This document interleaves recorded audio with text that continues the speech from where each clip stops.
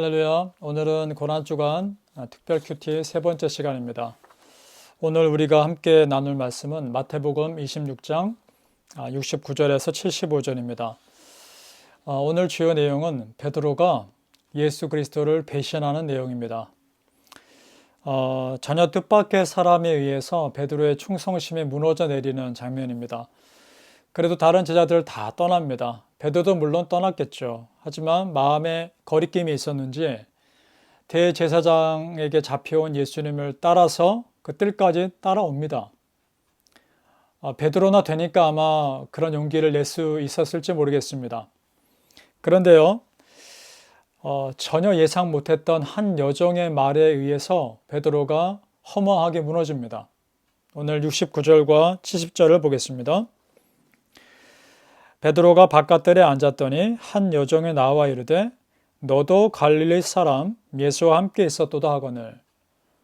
전혀 자기에게 그런 것을 물어볼 거라 예상하지 못했던 한 여종이 베드로에게 묻는 거죠. 당신도 그 사람들 중에 한 사람 아니었습니까? 라고 말이죠.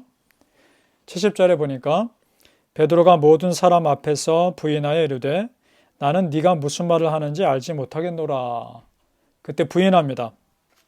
근데 여러분, 만약에요, 아주 건장한 어떤 남자나 무장한 어떤 군사가 너 그때 예수님 편에서 예수님이 제자 아니었느냐라고 물어봤다면 베드로가 어떻게 반응했을까요? 아마 그래 맞다, 내가 그 예수님의 제자다라고 말했을까요? 그랬을지도 모릅니다. 각오하고 따라간 것이니까요. 그런데 지금 전혀 예상 못한 한 여인의 말에, 한 여종의 말에 베드로가 그저 허무하게 아니다라고 말해버린 것이죠. 너무나 허무하게 베드로가 무너집니다. 이것이 무슨 의미일까요? 우리가요, 의외로 예상 못한 것에 내 믿음이 공격받고 무너져 내릴 수 있다는 것을 말해줍니다. 이런 것이죠. 일상적인 대화를 하다가도요, 불쑥 내가 화를 낼 수도 있습니다. 그리고 별것 아닌 일인 것 같은데 지나치게 예민하게 반응하는 내 자신을 발견할 때도 있습니다. 그래서 믿는 자답게 살지 못하는 내 자신의 모습을 보게 되는 것이죠. 따라서 여러분, 내 삶에 영적 가드를 내려놓으면 안 되는 겁니다. 이것이 어떤 영적인 빈틈에서 내가 가드를 내리면 나를 수시로 공격하려는 영적인 빈틈을 수시로 노리는 그 마귀에게 내가 어떤 경고를 당할지 모르는 겁니다.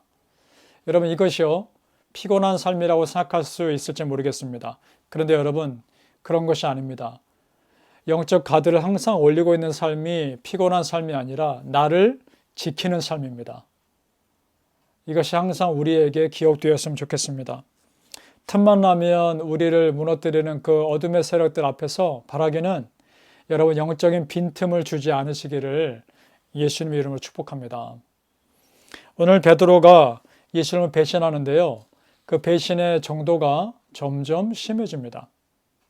좀 전에 우리가 읽었던 70절에 보니까 베드로는 그저 네가 무슨 말을 하는지 알지 못하겠노라 단순하게 부인합니다. 그런데 두 번째 보십시오.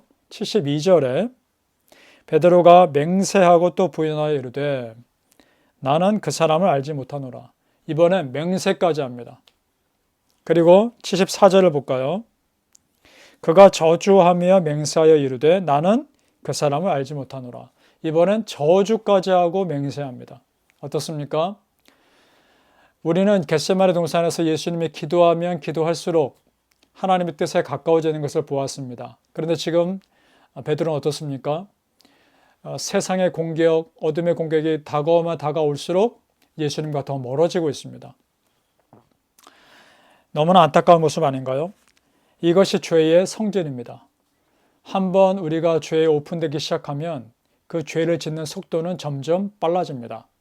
그리고 죄에 대해서 무감각해지는 것이죠. 그것이 문제인 겁니다. 누가복음에는 베드로가 예수님 부인할 때 예수님과 베드로의 눈이 마주쳤다라고 기록되어 있습니다. 누가복음 22장 61절에 이렇게 되어 있습니다. 주께서 돌이켜 베드로를 보시니. 베드로가 다구기 전에 3번 부인한다는 말씀 예수님이 하셨죠. 부인했을 때 예수님이 돌이켜 베드로를 보신 겁니다. 베드로와 예수님의 눈이 마주친 거죠. 자, 그때 베드로가 그 말씀이 생각났을 겁니다. 네가 다 굴기 전에 3번 나를 부인하리라. 얼마나 자기 자신에게 실망스러웠을까요? 예수님께 너무나 죄송스러운 마음이었을 겁니다. 여러분, 우리도 그렇지 않나요? 말씀대로 살지 못하는 내 모습을 볼 때마다, 그리고 내 안에 옛사람의 모습이 불쑥 솟아오를 때마다 내 자신에 대해서 실망하게 되지 않습니까? 그러지 말았어야 했는데, 좀 더 참을 걸, 왜 그때 그걸 못 참았을까? 이런 생각을 하게 되지 않습니까? 베드로는 그래도 양심이 남아 있었던 것 같습니다. 75절에 보니까 이에 베드로가 예수님의 말씀에 닭 울기 전에 네가 3번 나를 부인하리라 하심이 생각나서 밖에 나가서 심히 통곡하니라. 통곡하며 울었겠죠. 베드로가 이 통곡을 했던 것은 그 앞절에 어떤 사인이 있었기 때문입니다. 74절에 보니까 닭이 울죠. 닭의 울음소리가 베드로에겐 사인이었던 거죠. 그 예수님 말씀이 기억나서. 그러니까 베드로가 그 순간까지도 계속 삶을 영위하고 있고 닭이 우는 소리를 듣고 회개할 수 있었던 것은 여전히 하나님께서 베드로에게 기회를 주고 계시는 겁니다.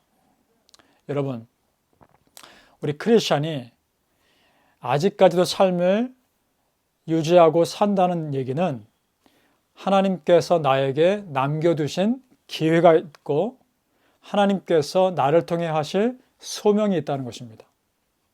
따라서 여러분, 회개할 기회가 됐을 때는 빨리 회개하는 겁니다. 그리고 하나님께 돌이킬 기회가 됐을 때는 빨리 하나님께로 돌이키는 것이 지혜로운 것입니다. 그래야 하나님께서 다시 소명을 주시는 겁니다. 베드로가 심히 통곡하며 다시 예전의 모습으로 돌아갔을 때 그 통곡함이 있었기 때문에 예수님은 다시 베드로에게 찾아가서 소명을 주시죠. 우리가 그런 믿음의 사람 됐으면 좋겠습니다. 하나님께 내 삶의 방향을 돌이킬 수 있을 때 빨리 돌이키십시오. 그리고 영적인 가드 절대 내리지 마십시오.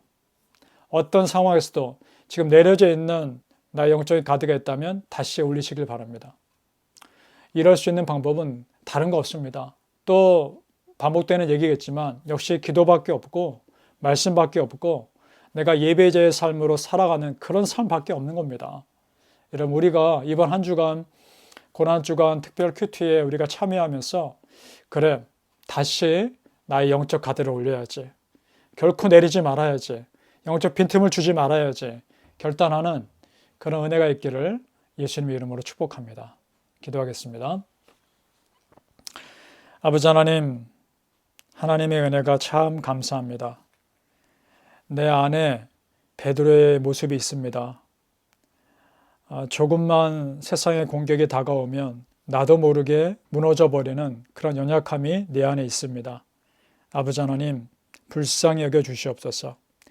영적인 가드를 절대로 내리지 않게 도와주시옵시고 내 삶에 어떤 공격이 있다 할지라도 온전히 기도하고 말씀 붙잡으며 믿음의 삶으로 살아가게 하여 주시옵소서. 베드로의 실패했던 삶 다시 돌이켜 하나님의 일꾼이 되었던 것처럼 비록 실수하고 넘어진다 할지라도 다시 회복시켜 주신 하나님께 돌이키는 그런 삶 살게 하여 주시옵소서. 예수님 이름으로 축복하며 기도합니다. 아멘.